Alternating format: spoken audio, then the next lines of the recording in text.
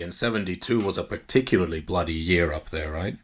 Yeah, 72 in the end. I mean, I do remember one particular evening. I was in an open top Land Rover driving past a place called the Divis Flats in Belfast. And we were driving in an open top Land Rover going to one of the police stations. And when we got to the police station, they noticed there was a bullet hole about 18 inches in the below where I was sitting in the Land Rover.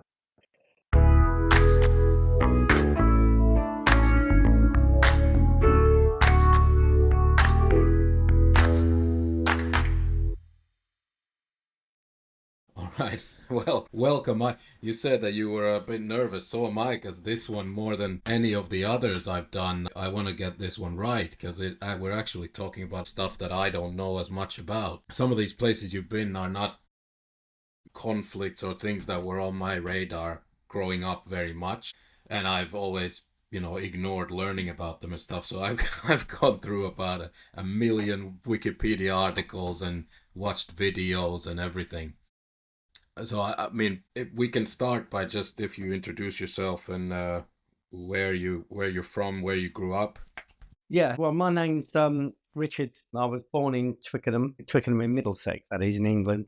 And I went to secondary model school and left the school when I was 15 years old and did various little jobs here and there and wasn't getting very far with it. Did your dad fight in World War II or anything like Yeah, that? What was the yeah. family? My granddad, first of all, was in the Coldstream Guards. He was in the Boer War. He was a sergeant major at one stage. And my father was in the army in the Second World War, and I think he fought in Tunisia. Okay. So was it always obvious to you growing up that you would eventually join some kind of service, or was it more like when you finished school, that was the jobs that that were available, so you joined? I wasn't planning on joining the army. It wasn't a family thing. I left school early at 15. I didn't have any qualifications, so and I'm drifting in and out of jobs. I did do an apprenticeship as an architectural metal worker at one stage because my brother worked at this firm called Grundy Arnott in Hampton Wick, Middlesex, and he was the blacksmith there. And he got me a job as an apprentice architectural metal worker, but it didn't turn out very well. I didn't like it, so I left and decided to join the army then.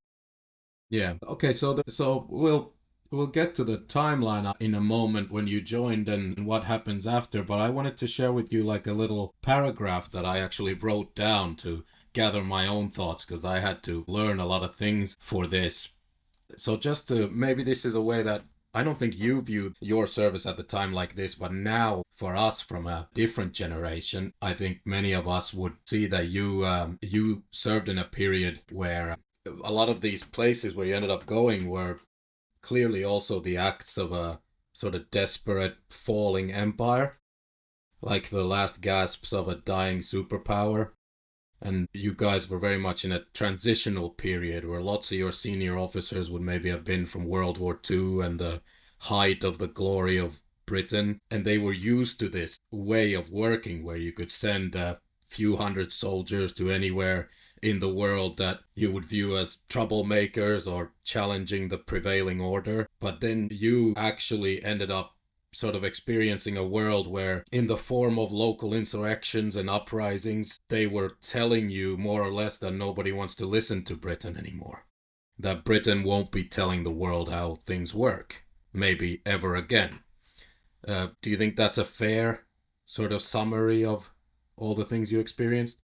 I think now, yeah, looking back on it, then I was 17 years old and I didn't really understand that all that sort of part of it. I still thought um, we were sort of quite a rich country and sort of like very influential in the world. But looking back now, I can see that's probably the case. Yeah, Yeah. So what year was it when you joined? You said you were 17. it was 8th of June 1965. Well, remember, that's very Oh. specific. I guess we can get mention that if you were in a different country joining the army in those years, you would have been in a different horrific war that Britain didn't end up going to. So we're all lucky that you didn't go to Vietnam, right? Yeah, that was thanks to Harold Wilson, I believe, at the time. He was Prime Minister, and he didn't volunteer our services, thank goodness. Yeah.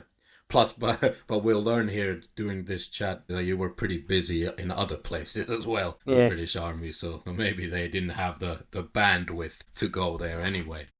Well, in actual fact, that my battalion, I believe, had just come back from Malaya, where they'd been fighting the insurgents in Milan. They had a successful campaign out there. So, Yeah, the Indonesia opposed the creation of Malaysia, and there was a war in Borneo that the that's right. Yeah, British. yeah. That's my battalion had just come back from there when I joined them. Yes, and I saw that actually some pictures I saw from there. Interestingly, like the Vietnam War is often talked about as the dawn of helicopter warfare and helicopter extractions of infantry from the jungle and things like that. But actually, there's images of British troops being winched in and out of helicopters in the jungle That's and stuff. yeah. That one totally never entered my radar, that whole war. So when you joined, you didn't have to go to Borneo. You joined right after. So you would have joined paratrooper. There's a pre-selection course. Was that in Aldershot? Yeah, it's called it's a pre-selection course, and there's a part of the course you do infantry training, and then there's a part of that course which is called P Company, which is abbreviation of Pegasus, which is the emblem of the parachute regiment, the Pegasus horse. And the P Company is the one that decides whether you become a paratrooper or not. Yeah. So how many was that? We don't have to do details, but was that generally a tough selection? What percentage of people made it through, do you think? I haven't got a clue, but I know not many. I can't give you exact figures. I know it's very, very hard, and there's quite a few that failed. And I was lucky. I just scraped through, I think. Yeah, and Lucky or during this unlucky. whole period that you served, the paras or your regiment was very much used as a sort of rapid reaction special forces unit around the world, where they were among the first with some other troops to be deployed all over the world, right? So I would imagine that they wanted quality people. Yeah, that's what I mean. When I first saw when I finished my training and I was posted to para, there was talk of us being deployed into Rhodesia, which is now Zimbabwe. There was talk of a unit going over there because of the uprising by the Smith regime, I think. But that was deemed not practical, I think. But I only heard rumours. There was nothing sort of, we weren't actually sort of getting kit together or anything. It was just rumours then. Yeah, and in the end, the first place you ended up going deployed after training was Yemen, or it was called Aden, the British Protectorate of Aden, or something like that, right? Yeah, well, we were sort of posted a year in Bahrain, which is the island off of near there. And companies would be deployed one at a time to serve in Aden and do the guard duties and guard the airfield and generally patrol the streets. And there was one company, C Company, which I joined for a while with C Company. That was in the Radfan. That went in the Yemen and the Radfan that lived out there and patrolled that area. So we were doing various duties. Okay, 66, 67.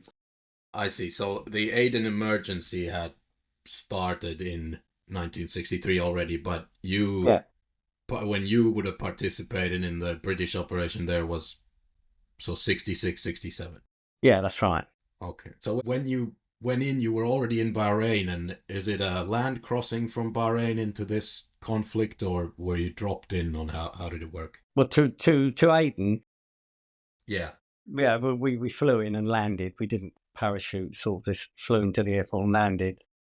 Hmm. Yeah, we did at the Hamala camp where you sort of just used to sort of like do guard duties like the prisons and checkpoints. One of the checkpoints, as I did mention to you about checking camel trains coming in from Egypt. We used to use the metal detectors to sort of check for arms and weapons and the camel trains. It was a fun job. Yeah, because the Egyptian, so Nasser was in power in Egypt, and he had this ideology of pan-Arabism, and he would have supported any local Arab insurgency against colonial overlords or whatever. It would have been weapons and funds shipped in from Nasser in Egypt to the rebels in Yemen. Yeah, that's right. The camel trains forever coming through, and we used to sort of it was called Checkpoint Charlie, believe it or not. It was, I think there was a Yeah, in Berlin there was a slightly more famous that's one. right. Yeah, I think it was a take on that, sort of like Checkpoint Charlie, but it's a So, what kind of war was that? I mean, this is your first deployment into real combat in a place where you can be expected to be shot at. Was it intense, or you later on you'll experience a more nothing conflict that we'll talk about it on a Caribbean island? But this one in Yemen, was it intense fighting? Did you have a lot of altercations with the enemy, or no, or not no, so much? not really. In the Radfan, when I was with C Company in the Radfan, there was this. Did I tell you about that story about the tabletop? Yes. When this major, I won't mention any names, he had a theory that if he'd deploy us on top of this what was called tabletop mountain, it was called flat, and it was surrounded by sort of like higher mountains all around it. So tactically, it was a stupid place to be. But he had the thought that if he deployed us there, then we would draw the enemy, as the dissidents, as we called them then. So he had this idea of pretending to be an engineering party, like surveying. And so in a lorry, and the lorry was full of troops, drove onto the mountain in the daytime, and we stayed in the lorry until night, and then deployed, and then built ourselves hangars. And during the day, before we got out, the engineers tend to sort of be surveying this mountaintop sort of thing. So at night, you then got out of the lorries and built these hangars around, and we were told sort of like, you first flight, yours stand to. So we did. And then at the first flight, all hell opened up. They were firing at us from all around. There was rocket launchers going past. A chap behind me got shot in the foot. And that was my first ever action. And I do remember this corporal shouting at me to sort of keep my head down, which wasn't a problem with me, actually. Yeah. You volunteered to keep your head down. Yeah. Yeah, it's not half. Yeah, so you were put on this stupid place. We talked about this, you and Yeah. I, privately, that basically you were put there to draw fire, and this major who had a speech impediment, is this the same one? Yeah, very difficult to, the chap, the major, unnamed, he, every time he spoke, when he was giving his briefing, he would sort of like, at the end of every sentence, so you'd say, okay, chaps, yeah. Today we're going to deploy as a company, yeah. And he did the same on the DP, but the trouble was you couldn't really understand or take in what he was saying because you was counting all the yes. So he's really funny. So yeah. Yeah, So actually, another bit. He had this. Another thing about it, we had like the uniform. The Americans at the time had these OG trousers, which had pockets, mat pockets on the sides. Well, we didn't have them at the time, but he did, this major, and he had mat pockets on each leg. But he was filling them up with all sorts of things. So every time he walked, these things swayed around. It was so funny. But I mean, we eventually did get the mat pockets, but he was using them for his rations, I think. It was funny. this whole thing brings two very interesting thoughts. We've talked earlier on this show with another guest about how using you to draw fire, how what that says about how your government values your life. Now in retrospect, you were a young man then, but how do you feel about that now? That it was, that you would be put on this place that was surrounded by higher ground and good positions for the enemy to fire at you from, and you were put there on purpose to find out where the enemy is, more or Well, less, it was right? ridiculous. I mean, it was ridiculous. I mean, there was no way we was going to be able to inflict any casualties on them because we couldn't see them. And they were just determined to sort of like bearing in mind, they only had muskets, but they did have rocket launchers. And I don't know what other weapons they sort of had, but I think they had Lee Enfields. They were quite ancient weapons. And if they had any sort of more sophisticated weapons, something we wouldn't have stood a chance. It was a bit ridiculous, but he certainly got what he wanted. So, so the other question I had about this major is maybe a good example of that, but I would imagine that back then, and also from some of the videos I've watched of just soldiers talking, that officers mainly were highly educated, sort of private school, Eton, Oxford, Cambridge boys, whereas enlisted men were working class. Was there still this kind of class divide where this major with the funny tick in his speech that he would also be a bit of a nerd? Definitely, yeah. There's always the class system there in the army, definitely. Yeah. Mm. Well, you get good officers, you get bad officers, as you know, just because they're sort of educated at Cambridge or doesn't make them good officers. But yeah, we had some good, really good ones, and he happened to be a bit of a dork.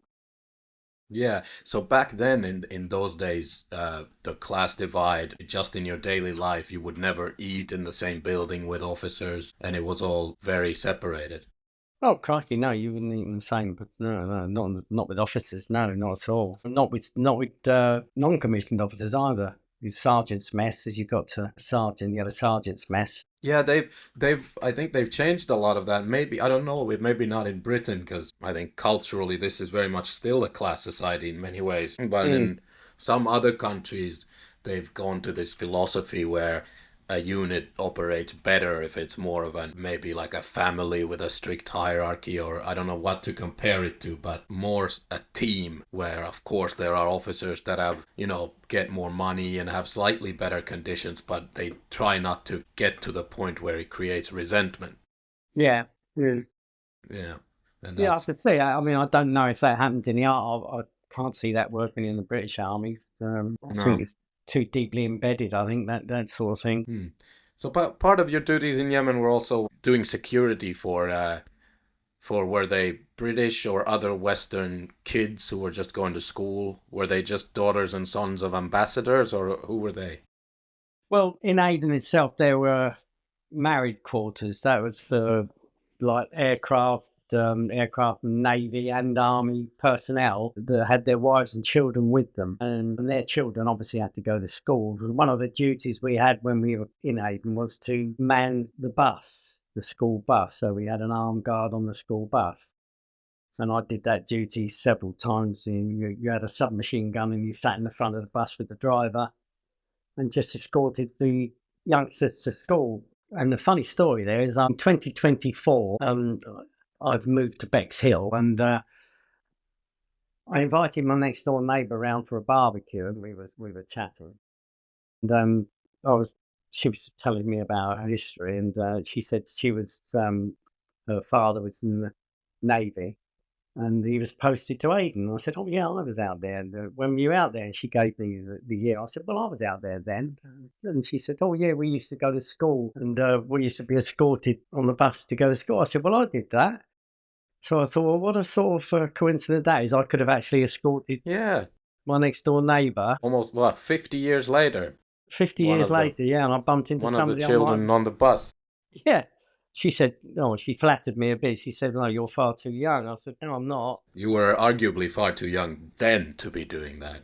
Oh, I think so. Yeah, yeah, By the way, about Aden or Yemen, it's interesting that it feels like some obscure old war, but yeah. technically Britain's fighting a war in Yemen right now. I mean, there are no boots on the ground, but No. there have been bombing sorties of British airplanes and stuff trying Well, to keep the trade routes of the Bab el Mandab Straits and the Red Sea in general. The British have been at war there with anything from Somali pirates to ISIS to Al Qaeda for a few decades now. yeah. I must admit, when I came back, I was a year out there, and I came back and into, really well tanned and everything. Everyone's saying, "Where have you been?" And the majority of people have never heard of it, didn't even know we were out there fighting anything. It was a sort of an unspoken about thing, really, I suppose. Yeah. Yeah, and still are, and it's now very unspoken. I think nobody There is is a paying attention. Like I always use the example. Like imagine, I mean the Houthis in Yemen right now have pretty serious toys supplied by the Iranians mostly. And yeah, I don't know. I don't know if the British are using mainly drones and they're unmanned or whatever. But if not, what if they're using real jets with a British pilot? Imagine if a British pilot gets down there. I think suddenly this war would be on the front page of the news. Yeah, definitely. Yeah, we lost about, I can't, there was about 90 odd troops out there. I suppose which is a lot in the greater scheme of things. It's varied. Quite a lot of naval and aircraftmen were killed out there. Yeah. So when you came back from Aden, you came back to Britain for more training, or before Yeah, sent out to the next thing, or what happened? we came back from there. My next posting was Singapore, where we went out for jungle training. We used to do that quite regularly. And then we came back and we were posted to Hong Kong for a 6 months tour to counter illegal immigration, believe it or not, from China. Yeah, Hong Kong was still fully British back then. Oh, yeah, it was a lovely place to be. Really good outpost. And I was posted to a police station on the border.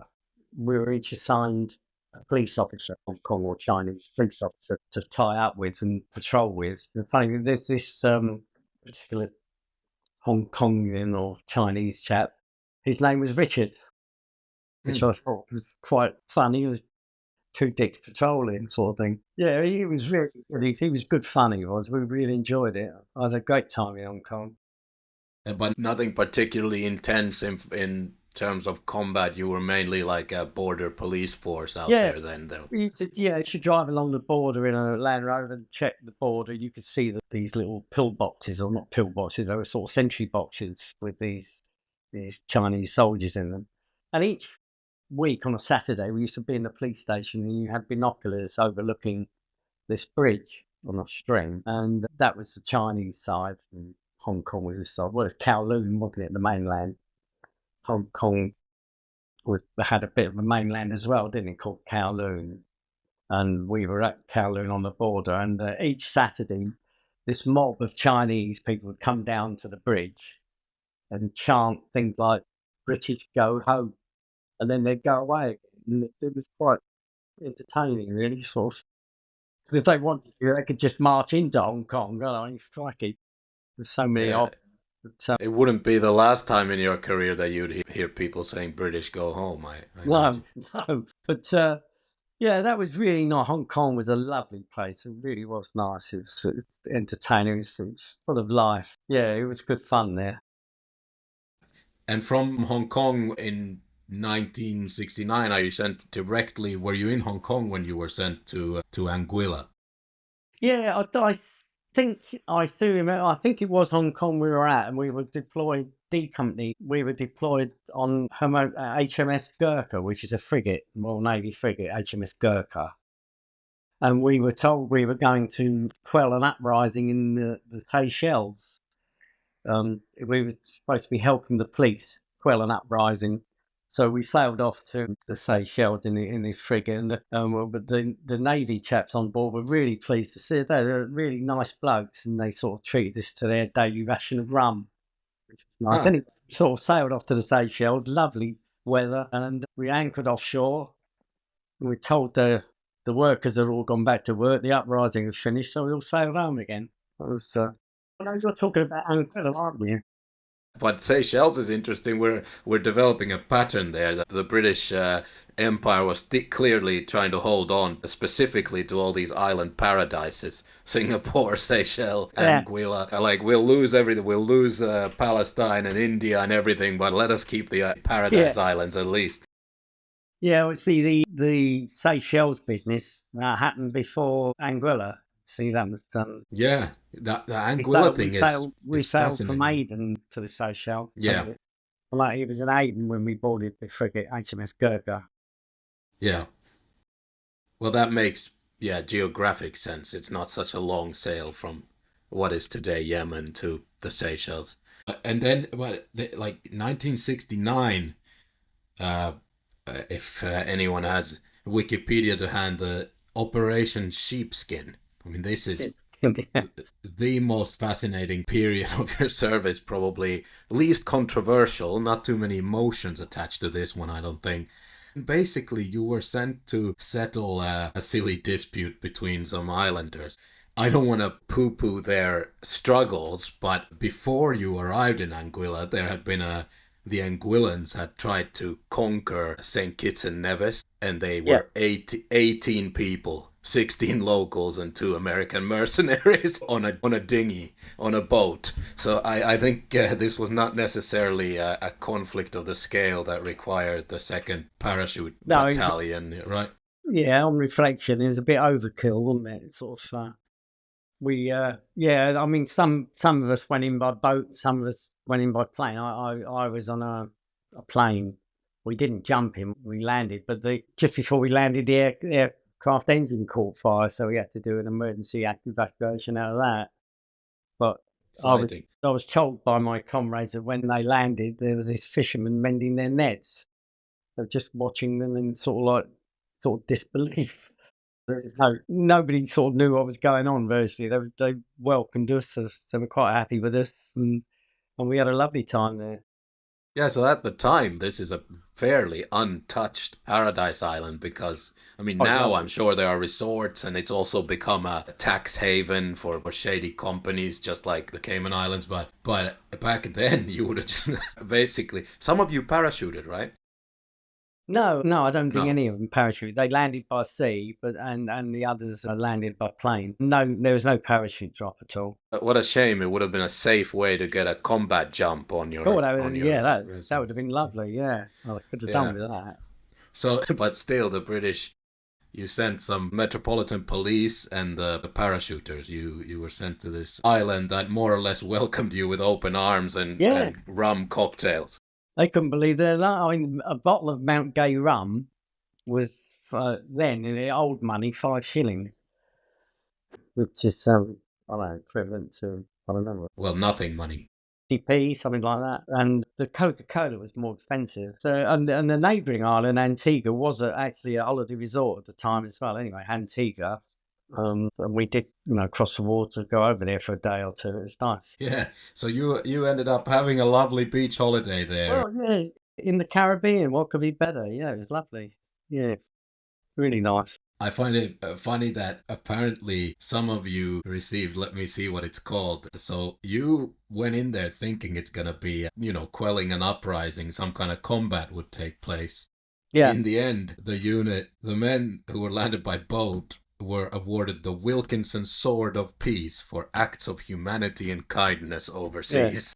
that's right. Yeah. This is the kind of thing that the British Empire would award itself, isn't it? Yeah, that's right. Well, it was the battalion that got awarded it, not the bloke. It was the two-para itself gets awarded the sword. Yeah. Yeah, I remember seeing it in the barracks, the Wilkinson Sword of Peace there. Yeah, Yeah. ridiculous. I mean, when you think, what were the security services doing? I mean, MI5 and people like this, they're supposed to know what's going off in these places. You don't send a battalion into a situation like that.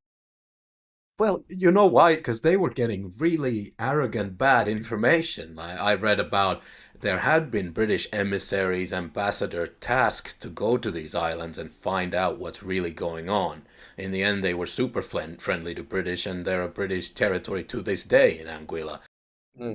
They guys who arrived were like these, imagine the worst kind of posh English aristocrat who like didn't want to touch the locals or shake their hands and was just driven from the airport to like pretend and had a dinner and didn't even want to stay the night but wanted to be flown out the same day. Like there was that kind of behavior. So of course your security services weren't getting any accurate information because they didn't want to even hang out with these people and talk to them.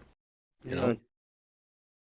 Yeah, I think we can call it, racism. I don't think there's a better word for it, but just generally arrogant colonial behavior to some extent. Yeah. And so anyway, that was a lovely like island interlude in your time in the army. So when you're shipped out of Anguilla, no more rum, is it directly to the troubles in Northern Ireland? Well, Anguilla, yeah, we went back, I think, after Anguilla, we did some more jungle training. So you did lots of jungle training. Do you think it was expected that maybe one day it would be Vietnam? Well, I don't know. I don't think Vietnam was on the cards, but I suppose they might have trained in case. I remember being in an airport going to Singapore or from, I can't remember. That must have been 60 something, and there was a lot of American GIs on the station. They were awaiting their plane to go to Vietnam, because I remember them being called onto it. And I thought to myself, there, but for the grace of God, sort of thing. I did feel sorry for them. Yeah. Were you friendly with American troops during your service? We trained with Americans, yeah. We did do an exercise in Turkey, actually, where we jumped in with the American Airborne and the Turkish Airborne. We did an exercise with them. And we all had a drink together that evening. We were out in the field sort of thing, having a drink. I remember they had an American drink trailer there. They had a huge trailer, all refrigerated with drink. Well, that's the Americans for you. I mean, we had nothing like that, the British. Nothing. Maybe the officers did, huh? But they didn't tell you about it. Well, I remember it well because we was in this ring, like sitting in a ring in the field. A lot of us playing buzz, which is a game where you sort of like, you have to say, you mustn't say a 7. So you count as you go round 1, 2, 3, 4, 5, 6 buzz. And then 8, 9, 10. And every multiple of 7, you have to do a buzz. And if you fail to do the buzz, then you have to drink a can. And we was all doing this quite happily and all getting merry. And all of a sudden, this fight broke out between a black American and a white American who were both fighting. And we thought not much of it, I suppose. They're fighting, and it happens when you're in the army, sort of thing. But all of a sudden, you heard these gunshots, and this duty American officer come running into the ring, firing his gun in the air. So we all bolted, and the fight stopped, I believe, but we'd gone by then. It's unheard of having live ammunition, so you don't get issue with that sort of thing, but they obviously do. All of those who have been interested in this period in history in general know that the racial tensions in the American forces were really high at this time. And they also had this interesting mix of draft soldiers versus so-called lifers, career soldiers, whereas you served in a fully professional army where everyone volunteered and got a salary for it. And so they had all these tensions that you didn't have to deal with. Any racial tensions in the British forces? Not many at all. I'm not that I noticed. See, when I first joined in 65, there were still people left from national service, because we had national service earlier on. I don't know if you know that. We did have national service, where you had to serve, I think, 18 months in the forces. So my brother was called up because he was 9 years older than I was. He was called up. But we still had people left in there that decided to stay on from national service. One of them, I remember him well, Paddy Malone, his name, was Irish, obviously. He later, that's another interesting story actually, because he left, I think he went to Aden with us, he came to Aden, then he left shortly after, and he joined the IRA, believe it or not, and he was shot and killed by the Scots Guards. Exactly. That's an interesting aspect of the whole conflict that we're getting into soon, is that the IRA was no joke. Lots of them were trained by the same army that they were fighting. That's right.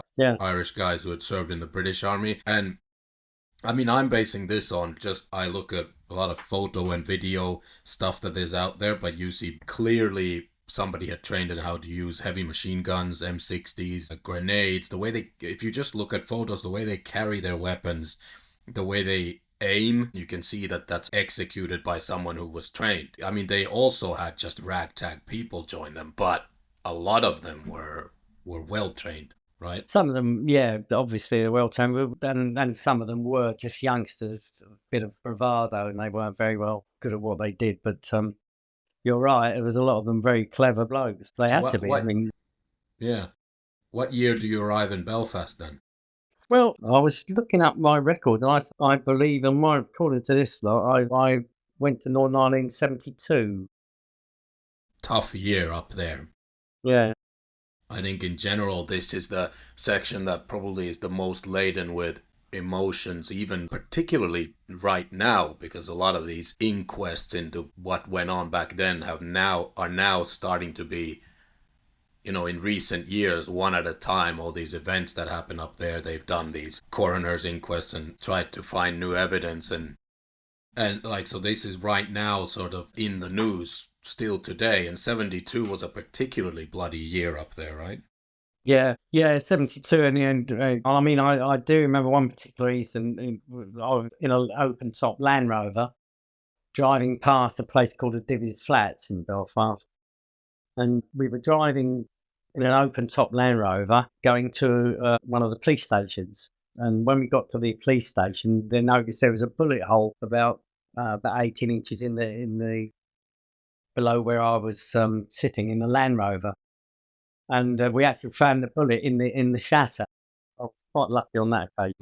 That was close. Yeah, I well, that mean, was in general, you must have had more close calls than one. I mean, this is a well, that's the only one I know about because they found the actual bullet casing in the chassis of the Land Rover. But yeah, I mean, from the Divis Flats to that range, it was not a bad shot actually. yeah. I don't think the flak jacket would have saved me. No, so yeah, no ceramic vests then in your daily routine on patrols and stuff. Just flak jackets. Just a flak jacket, yeah, they're more or So, less for those who standard. don't know, that is basically something that might or might not stop things like a knife or shrapnel, but Yeah, an unobstructed bullet from almost any type of gun will go straight through that, probably through the body and through the other side cleanly as well. definitely. We went through the Land Rover, it would have gone through the flak jacket dead easy.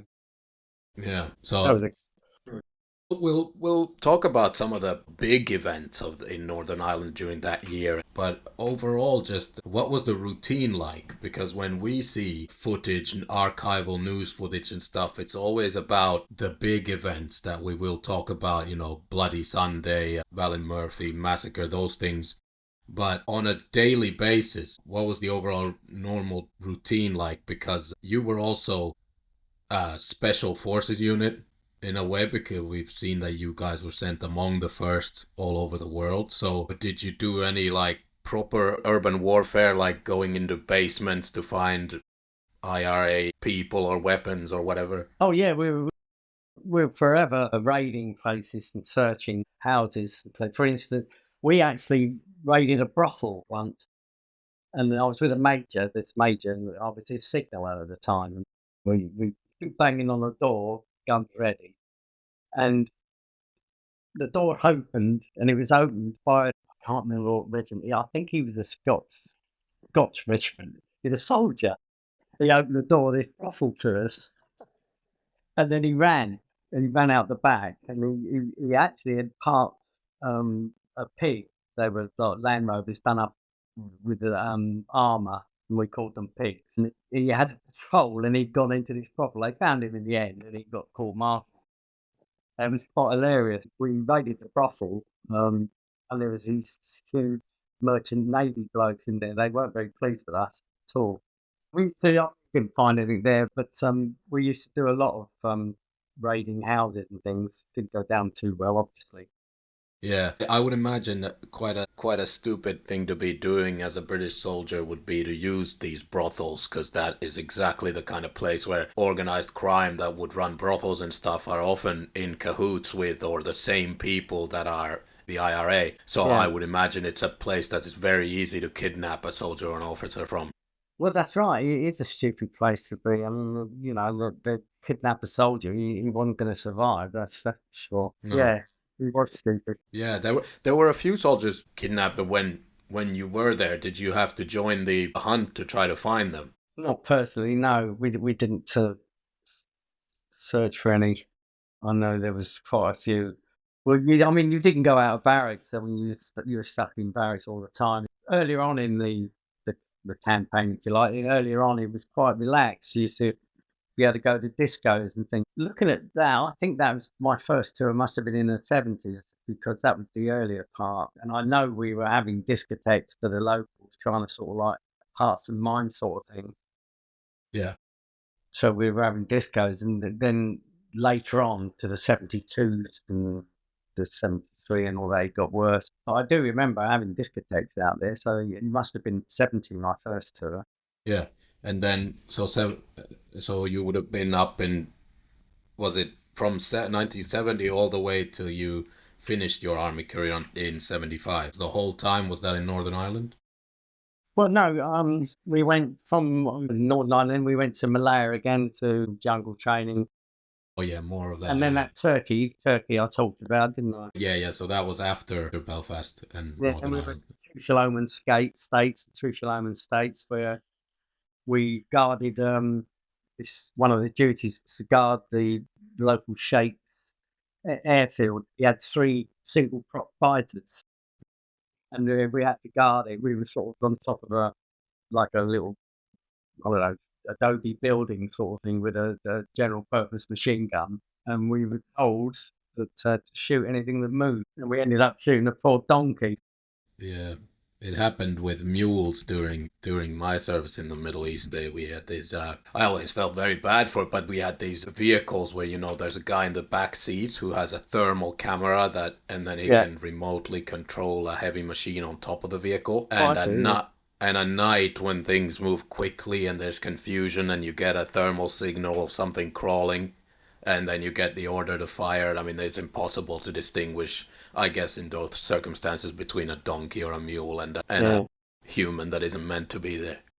Yeah, this was Yeah. I didn't have that sort of thing. This was in 1974. Yeah, no thermal cameras then. No, we were just sitting there. So we opened up with a general purpose machine gun, which, as you know, is a pretty powerful thing. For poor old donkey, didn't stand a chance. Yeah, awful things. But to go back to Ireland, I mean, I looked at some of these inquests that are come out, and particularly in 2021 when they finished the Ballymurphy inquest, where 10 people who have now been deemed innocent were killed without justification. I watched some of the testimony from the victims' relatives and stuff, and some of them have very harsh words, particularly towards your regiment, not necessarily your battalion. We've established that you were in a hospital somewhere injured when this stuff happened, so you wouldn't have been there, but they remember to this day in Northern Ireland that the parachute regiment happened to be involved in some events that later on were deemed to make them look pretty bad. So how do you feel about all that now? As we said, you were injured with a slipped disc in a hospital or something? Yeah, suspected slip disc. Yeah, I was in Yeah. Aldershot in the hospital. Yeah, Yeah. yeah, yeah. I don't know much about Ballymurphy at all. I went back on duty and I didn't hear much about it at all. Funny enough, so I don't think many of my people were sort of involved in that. Yeah, I think when you told me that it wasn't talked about, I found that the most surprising. That Yeah. made me get my spidey senses up that something untoward's definitely happened and some people knew about it, because if that many people, if you as a military brigade or as any size unit, if you kill 10, even if they're enemy combatants, any kind of day in the life of an army unit where 10 people die, it is talked about. And if they were enemy, there's a lot of pride, there's probably medals being passed out. And if they were not enemy, there would be a lot of talk about who shot these civilians by accident or whatever. And if it's not talked about at all, then that makes me, Yeah, I think feel weird about the whole vibe, like who's hiding something. Yeah, I didn't know much about that at all. I think I don't know what I seem to think it was more. Was it down to sniping? Yeah, I think each death was investigated in this inquest. Basically, each of the people who died, they were investigated as a separate death, and there were various claims and confusion, and different witnesses that said different things. Long story short, the coroner did find that they were all shot without justification. And mostly I was interested in whether you had ever seen, there's a woman called Briege Voyle, who was the daughter of one of the victims, and she has like an emotional statement online, and I just thought if you had ever seen it, because she attacks the British paratroopers in this event and in Northern Ireland in general. She thought they were brutal to the local population. And I just wondered if you had heard that or had any thoughts on I that. disagree with that. Not in general. I mean, we went over there sort of trying to make friends, really, and it was them that turned against us. It was the Catholics called us in to quell the process that we were supposed to control the process. As Catholics that wanted us there, and then it was the Catholics that turned against us. Kids were spitting at us. The kids, the firing ball bearings and catapults at us, petrol bombs. They hated us, which was, I mean, in that sort of atmosphere, it's a horrible place to be. None of us wanted to be there. Let's face it. It wasn't a thing we wanted to do. And I can see this is a conflict that I know very little about, but from what I've looked at, I can see both sides so very obviously were right about this particular thing we're talking about, the conduct of some of the soldiers and their role in Northern Ireland. Because on the one hand, there was lots of arresting people just in case they might be IRA sympathizers, internment without trial, for example, which isn't very democratic. This was the first use by British troops of tear gas or CS gas, right? And then on the other hand, for the soldiers, you guys were combat troops, not police. And it was a strange reality to exist in, where the rules of engagement and how to interface with the local population in your own country, by the way, which is like a whole added confusing element. Yeah, like I'll give you an example of one inquest that where I was completely floored by how they found what they found, and I was very confused of what else the forces could have done. There's this inquest about these four IRA guys in County Tyrone. Is that how you pronounce it? Tyrone? Yeah. Yeah. That they now found, 50 years later, that they shouldn't have been shot. But I looked into it, and these guys arrived in basically an SAS ambush at a gas station, and they arrived in a truck with a heavy machine gun welded to the tailgate, and they have photos of this, and they had just attacked a police station. And so on the one hand, I don't understand this at all. Like, if we're saying that British troops are at war over there, then an ambush is a legitimate tactic in a war. These were armed combatants, and you're not meant to wait for them to fire at you in an ambush. The whole point is that you can safely eliminate them before they know where you are, right? Yeah. And if these were clearly armed enemies, but then again, you're basically in your own country, so you should be maybe more acting like the police, and the police is expected to arrest me alive, even if I'm a cop killer, even if I've shot at them first. So this is the whole confusion of these inquests now. Very confusing and hard to say what's right and what's wrong in absolute terms, right? Go back to this woman, the daughter of this. Her father was killed in Ballymurphy. You could say she wants justice for her father. You're quite right too. Or perhaps the people that the IRA blew up in Enniskillen and places like that. People that the IRA killed, blew up. Perhaps the people, their relatives, want justice as well. Exactly, yeah. They got released, didn't they? They all pardoned, walk in the streets. So, what's fair about that? Yeah. And again, very emotional, and an issue where, just because someone else is right doesn't mean that you're wrong, as in it's one of those classic things where both sides have very good points, and especially now we have so many decades to analyze every part of this and I mean, still they haven't solved this. There's still sectarian violence in Belfast every year, I've understood. Yeah, and all because of religion. Yeah. And now I've understood also that sort of crime gangs and stuff have incorporated the sectarian conflict into their recruitment and stuff, so it's all mixed in with organized crime. But yeah, not an expert on that, but those are just the things you hear. Yeah.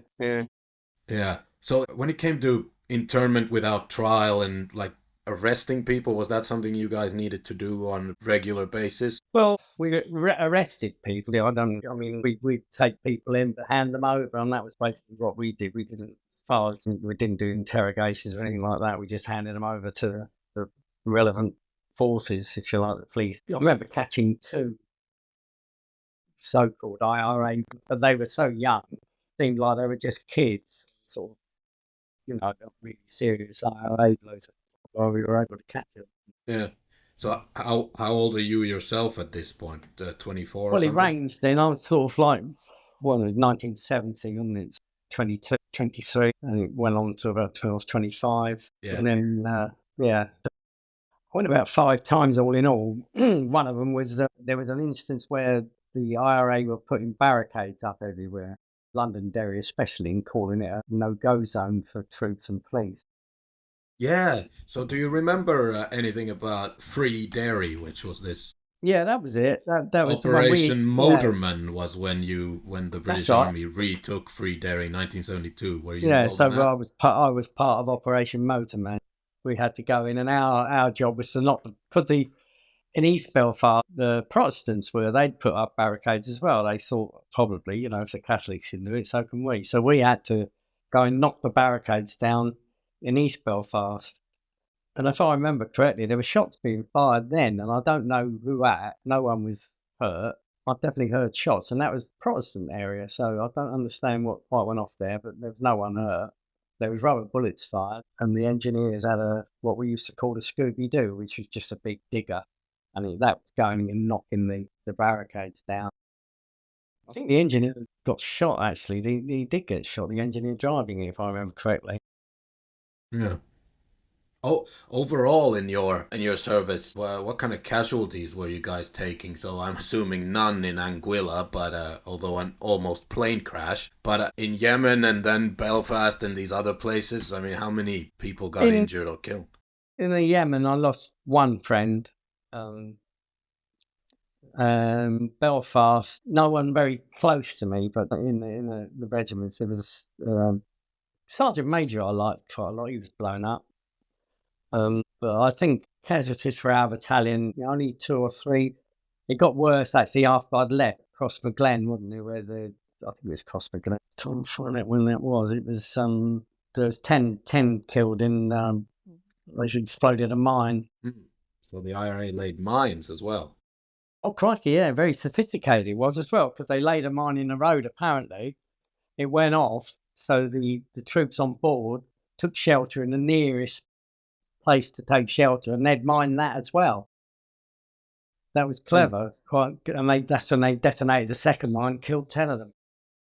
Wow.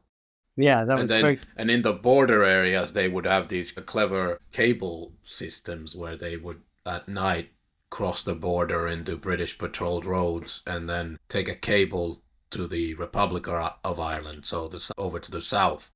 Yeah. And then detonate remotely so that you could never see who put the charge there and so forth. Yeah, that's right. Yeah, one point was what I was talking about before, the 10 paras. That was after my time. And after your time as well, quite famously, your battalion commander was killed in the Falklands War in 1982. Yeah, H. Jones, ordered a posthumous VC. Yeah, that's a Victoria Cross, is it? That's a kind of Medal of Honor of Britain, same thing. Yeah, it's not given out lightly. It's a very highest you can get. Did you know him well? No, didn't know him at all. Okay. So he took over the battalion after you were out? Oh yeah, well after. I've been out, I can't remember, what year was the Falklands? I can't remember that. 1982. Oh, 82, yeah, I'd left in 75, so... Okay, yeah. So years later, yeah. Yeah, I did follow it, obviously, because I think most people did. Yeah. So I wanted to ask you, since the British and Irish, I mean, this was such a strange war, I really need to brush up on my knowledge on this, but I've lived here for over 10 years now, and the British and Irish are neighbours whose, histories and cultures and all the people themselves have been intermixed for centuries. So I mean, everyone here has Irish connections in their family, right? If nothing else, then your cousin's marriage or your cat's boyfriend or whatever. So do you ever find yourself having awkward or difficult conversations about this? Well, no, I mean, my grandmother was Irish, and on my father's side, I couldn't understand the conflict at all. I didn't understand what it was all about. You can't believe how passionate these people feel about a religion. I mean, it goes back to William of Orange, doesn't it? And they're marching through these streets knowing darn well that it's going to annoy the other sections or the other factor. I just don't understand it. I really don't.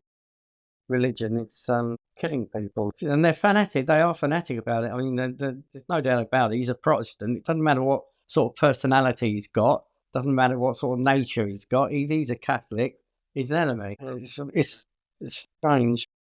You would see that that's the main issue is really just the religious divide and the passions around that, because a lot of people would explain the troubles with more practical political reasons, like there was gerrymandering of voting districts and public services, in the sense that the now let me get this right, the Protestant minority in some places had manipulated local politics in a way where public services, schools, etc. weren't being provided to the Catholic majority in some cities and things like that. And that created resentment between the sects over there. Yeah, I'm sure it did. I'm sure a lot of that went on. The police force was quite biased, I believe, towards Protestants. Most of them were Protestants, the police force, so the Catholics had a right to be angry. But then you see, once again, you're saying Catholic. I mean, as I said to you earlier, the maps were coloured that we had, green and orange, and the Catholic district and the Protestant district. It's unbelievable, really, in this day and age, isn't it, that religion causes all these problems. Yeah. And Unbelievable. and it's not only there. So yeah, I always thought it was so strange, and even though I had always been interested in other parts of history and other parts of the world more, I always found it like such a wild fact that within not just your lifetime, but still within my lifetime, there was a brutally violent religious war in a democracy in Europe. Yeah. And that to me was crazy. I still can't understand it, and it's still kind of going on. Yeah, definitely, yeah. Yeah. And by the way, have you been back to Belfast since? No, not since I left. No, it's not Is one. that It's not something you want to do, or no? I don't want to go back there. is it an emotional thing, or is it just not an attractive travel destination? No, I mean, I quite like the Irish. I think they're fun people. I say my grandmother was Irish, and so it's quite close. But it's not somewhere I'd like to go back to. I mean, Southern Ireland's a different ball game. It's a really nice place for a holiday, Southern Ireland. But I don't think I'd like. Maybe it's changed a lot now, but I just remember it as barbed wire and sort of corrugated iron sort of thing. Yeah. Barracks all boarded up and I've been. I wouldn't call Belfast a particularly pretty city, but certainly interesting. Yeah, it is interesting. It's so weird that some of the places that were the absolute epicenters of this conflict and that were on the news worldwide, now there's just a roundabout with a Tesco there, Yeah, which is nice in a way. Yeah, well, that's the conflict really is over in some senses, but then they still have sections of the city that are shut down by police on certain memorial days and parade days and stuff. So it's not really over. There's always this tension underneath, I think. Yeah. They can't get rid of it. The only way you're going to do that is you bring up kids generation by generation to sort of tolerate this sort of thing, I think. Yeah. And another sort of brain melting idea about that conflict is that, the last British army forces left their positions in Northern Ireland the same year the iPhone came out. so from something that you're trying to remember from 50 years ago actually was still going on when the iPhone existed. All right. Yeah. Not with the same intensity maybe as 1972. No. So, more broadly in your service, you were lucky to walk away from some dangerous, interesting places more or less unharmed. Maybe some of those places you shouldn't have been sent to in the first place, or maybe you should have, but sometimes it really didn't go very well, like the civilian casualties or whatever it may have been. And then you had a long career in the fire brigade, but the army must still bring up thoughts and be on your mind. How do you mainly view it? Disappointed, confused, proud? What are the main feelings? To be honest, I mean, when I first joined, I suppose later on in years, I wish I'd joined something where I could have had a trade out of it, sort of thing. Like engineers, Royal REME, electrical mechanical engineers, where I could have got a trade from it, I suppose. I enjoyed my time in the army with the parachute regiment. I was proud that I joined. I was proud of the regiment, but I was thinking perhaps I could have joined one of those and got a trade and then done the P company I was talking about. The P company, any trade like REME or engineers can do the P company course and become a para as part of the 16th Independent Brigade, Parachute Independent Brigade. So you could become a para with a trade, which is what I wish I'd done. Exactly. I say the same when people ask me about any army stuff. I used to say for a long time, yeah, leave it all. You don't need any of it. But nowadays I say, actually, no. I mean, take from the government what you can, as in they will give you a profession, a degree for free if you join the right things. And then once you're in, you can still, if you really then want to do infantry combat, you can then still go into wars if you really have to in a combat role. But initially, take all the driver's licenses they give you for free, all the trades they teach you for free, take it all. Yeah, that's right. I mean, that's what I regret most. I wish I'd done that. And I was interested in signals, actually. I quite enjoyed the signalling when I joined the signals. And then I did a few courses and I became a signals instructor. So I used to teach Morse code and the Q and Z codes, which we used. And I used to really enjoy that, sort of getting in the classroom, teaching all the other potential signalers. It was good. And well, I mean, Northern Ireland was well, I think it's very disappointing. One of the reasons I actually got out in the end, I mean, I was doing jungle training and then you was doing your desert training. And then Northern Ireland was on top of that. You was away quite a lot of the time. So I thought it was time for me to go. So I got out after about 10 years. The reason I joined, actually, I was in Twickenham and I was just drifting from job to job. And a bloke called a friend of mine, Barry, his name was, I can't remember his second name, but he came down the street and he was walking down, he had a lovely tan on him, and he was wearing his parachute regiment belt, and it was a really red belt with a nice silver buckle, and I thought, oh, I quite like that, and he was telling me about his career in the paras. That started me off, and he was in one para. I never did bump into him again. I got him to blame for it, really.